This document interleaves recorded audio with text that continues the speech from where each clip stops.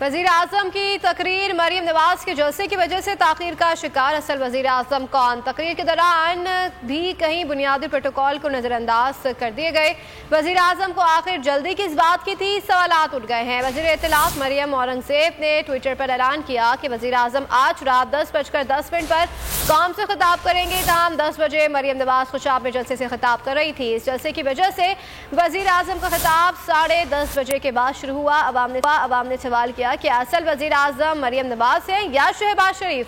वज़ीर आज़म का खिताब ताख़ीर से आने के बावजूद कई प्रोटोकॉल से महरूम था। खिताब के आगाज़ में कौमी तराना चलाया गया, न ही तिलावत कलाम पाक हुई। वज़ीर आज़म के अक़ब से कौमी परचम भी गायब था।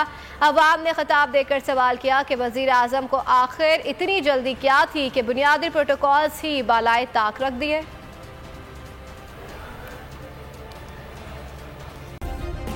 सब्सक्राइब करें और बेल दबाएं ताकि कोई खबर रह न जाए।